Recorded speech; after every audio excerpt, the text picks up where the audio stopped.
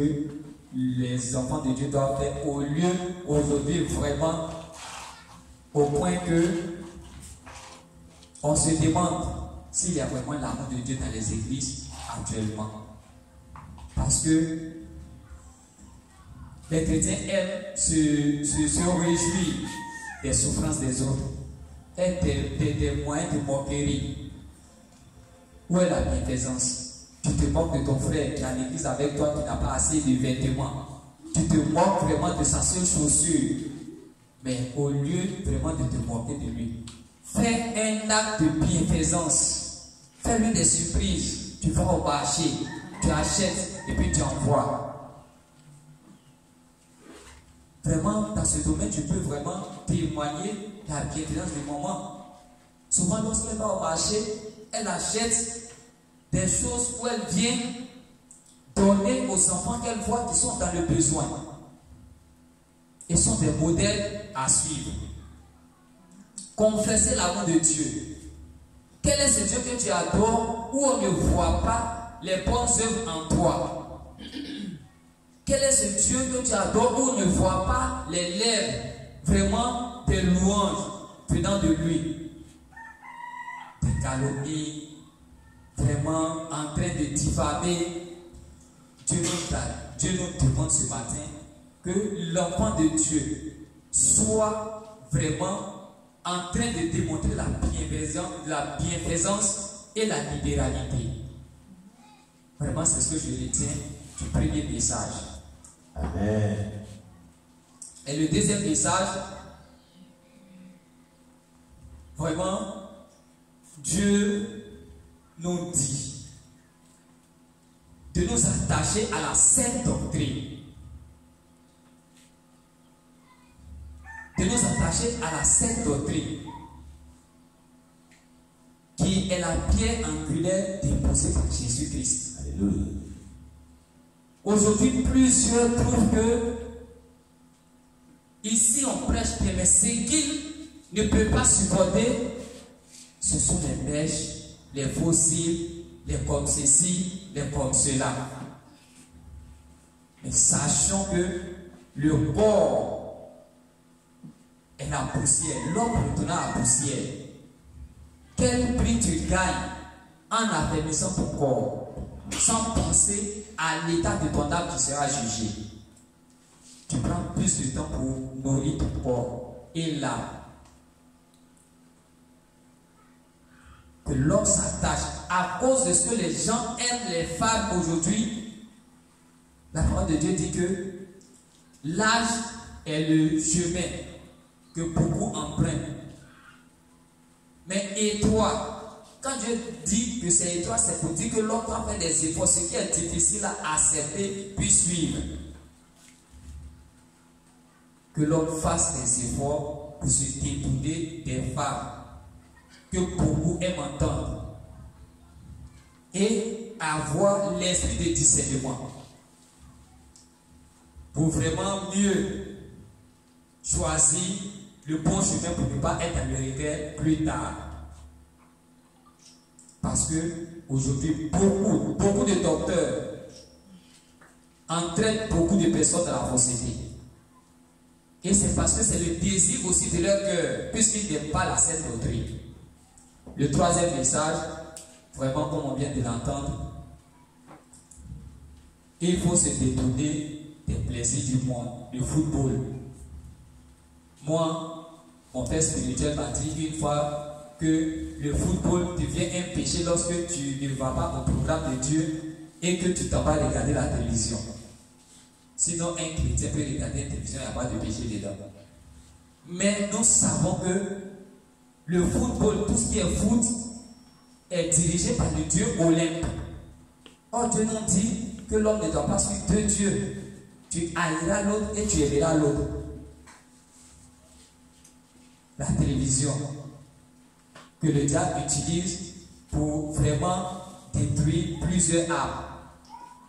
Et c'est ce qui fait vraiment aujourd'hui l'objet de ma prière. À force d'aimer la télévision, regarder, il y a des images que je demande à Dieu de pouvoir effacer de ma mémoire. Parce que chaque fois que je suis un truc, cela me vient à l'esprit.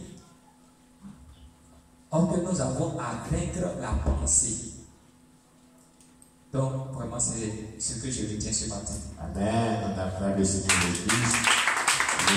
Sébastien, merci bien, merci bien, merci bien. Dieu te bénisse. Alléluia. Oui.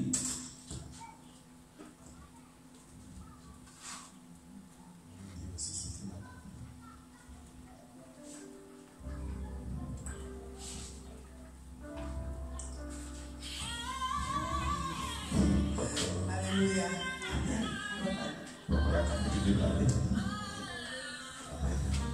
Alléluia. Voilà, le frère Jean.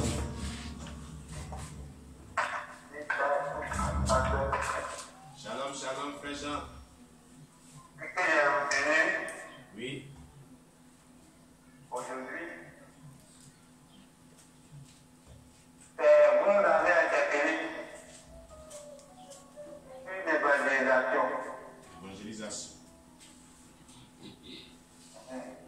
Maintenant, bon, moi, comme il y a les occupations, je cherchais de voir des moyens comment faire pour évangéliser. C'est-à-dire quoi? Les prospérités d'évangélisation. Maintenant, j'ai réfléchi comment je vais faire. Et puis j'avais un ami qui est répétiteur.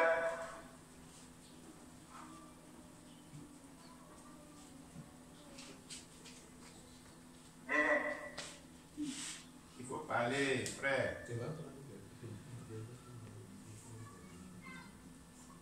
Donc j'avais un ami qui est répétiteur. Et cet ami-là, un jour je l'ai observé. Il me disait que lui, bon, lui il n'est pas chrétien, mais il me disait que lui il fait, c'est-à-dire quoi, des prospérités de vie pour partager aux parents d'élèves. Donc, pour partager aux parents d'élèves. Maintenant, quand les parents vont prendre ça, ils vont l'appeler. Comme il fait peut-être son travail, donc il distribuait ça. Maintenant, il a regardé quand il dit, attends, c'est une bonne idée, ce qu'il vient de faire là. Moi aussi, si ça vient de passer par là aussi, pour organiser aussi. C'est-à-dire quoi, j'ai fait les prospectives, quand j'écrivais des phrases, pour Jésus-Christ, bon, c'est pas trop. Là, il partage, il va être dit, et ensuite, découpé en trois, et puis distribué. Moi, j'ai réfléchi, mais qu'est-ce que je vais écrire dessus? Comme moi, je ne sais pas ce que je vais écrire. Il dit, bon, attends, je vais voir l'homme de Dieu, Dieu va voir là comme ça. Vous allez donner des mots, des phrases d'évangélisation ici. Là, comme là, je vais aussi c'est dit ça. Ensuite, je vais distribuer. Là, au moins, ça va un peu facile pour moi d'évangéliser. Et c'est ce point-là. Maintenant, le deuxième point, c'est que, bon, avant moi, je regardais beaucoup le football. Ah, il faut dire la vérité. Je regardais beaucoup le football. Mais aujourd'hui, j'ai vu que les joueurs n'avaient pas les sorties. Pas les véritables sorties, mais les sorties. Ils ne jouent pas avec leur propre corps.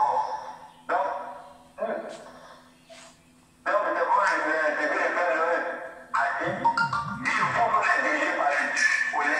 Et ça, c'est vrai. Ça, c'est vrai. Il est dirigé par le Dieu. Donc, Dieu ne va pas construire deux à la fois. C'est-à-dire quoi? Aimer deux choses à la fois. Soit on va aimer l'autre, on va aimer l'autre. Donc, c'est ce que j'avais à dire. Amen. Amen. On acclame le Seigneur Jésus-Christ, le frère Jean. Vous appelez depuis Abidjan, c'est bien dit, que Dieu te bénisse. Merci beaucoup, frère Jean. Merci beaucoup. Oui, maman, reviens. On va nous dire ce que tu as retenu.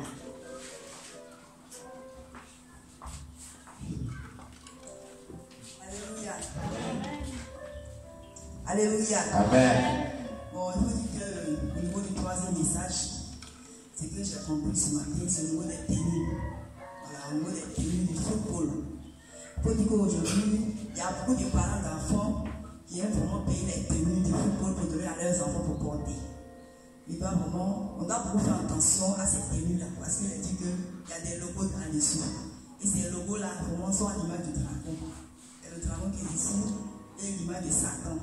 Aujourd'hui, les gens payent les tenues dans les marchés, vraiment, dans les supérieurs, tout ça pour donner vraiment à les enfants, parce que tout ça c'est bon.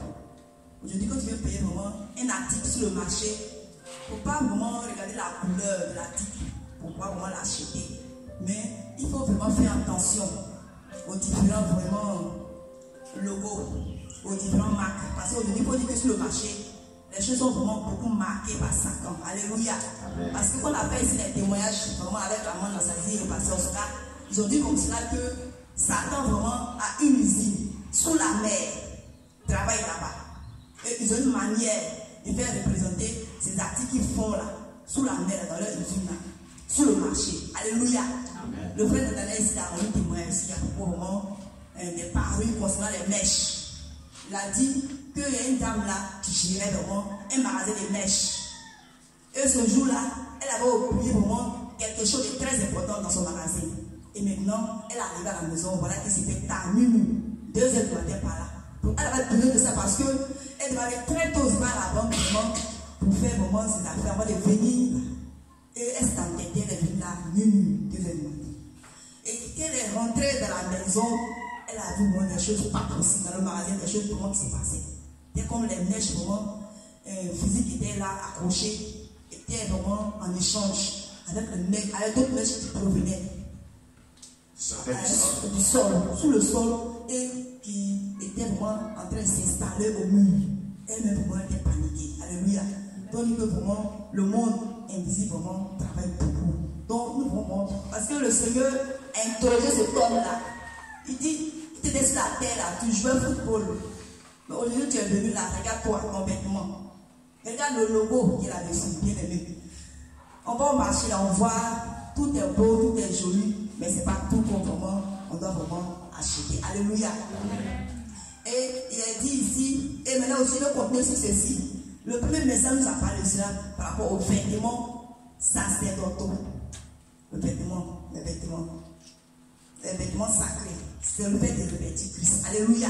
Ce qui veut dire que dans le premier message, il dit que les vêtements que nous portons là, nous devons vraiment revêtir Christ. Alléluia. Enfants de Dieu que nous sommes, nous devons vraiment nous habiller dans les vêtements sacrés en fonction des moyens que nous disposons. Alléluia.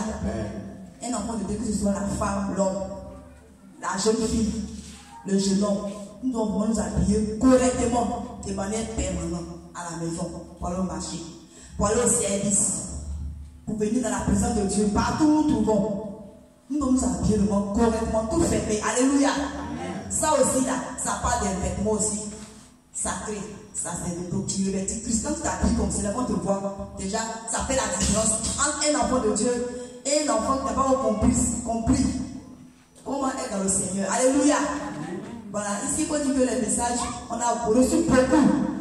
Donc, quand nous venons, que ce soit à la maison où que nous trouvons, nous devons les mettre en application. Alléluia. Et je reviens encore sur Kix et Ibanus. Tu nous parles ici aussi du retard. Alléluia. Il faut dire que tous les revues de Kix que nous avons vu ici, nous vraiment parlent du retard. Le Seigneur insiste beaucoup. Le retard. Le retard vraiment met en retard l'église. Alléluia. Le retard nous met personnellement en retard nous-mêmes. Dans notre évolution avec le Seigneur, notre marche avec le Seigneur. Parce que si, quand on a reçu les témoignages, c'est dit qu'on doit venir 15 minutes avant l'heure. Pourquoi? Parce qu'il y a des anges qui viennent dans la présence de Dieu avec des grâces. Alléluia. Amen. Et quand tu viens en retard, c'est comme tu ne veux pas recevoir ces grâces au Seigneur, toi-même tu mets en retard. Alléluia. Amen. Et puis tu vas rester là, tu vas te demander. Alléluia. Tu ne peux pas évoluer, c'est que toi aussi tu te demandes aussi. Tu vas rester là, tu vas te demander toujours. Il y a les grâces. On dit grâce, c'est la grâce de mariage. Tu n'es pas comme marié, tu ne veux pas. Grâce de travail, c'est là, tu n'es pas comme marié, tu ne veux pas ça. Grâce de faire les enfants, c'est là, avoir un foyer, avoir un chez toi. Tu ne veux pas. Grâce du salut, premièrement, tu ne veux pas. Toutes ces grâces-là, on dit que tu commences à 8h30. C'est maintenant les chrétiens, même ici à 9h. D'autres ça même ici à 10h. Et puis tu es là, tu t'assois, tu dis que c'est sorcier qui te fatigue. Non, c'est toi-même ton retard qui te fatigue. Alléluia. je veux pas évoluer. Alléluia.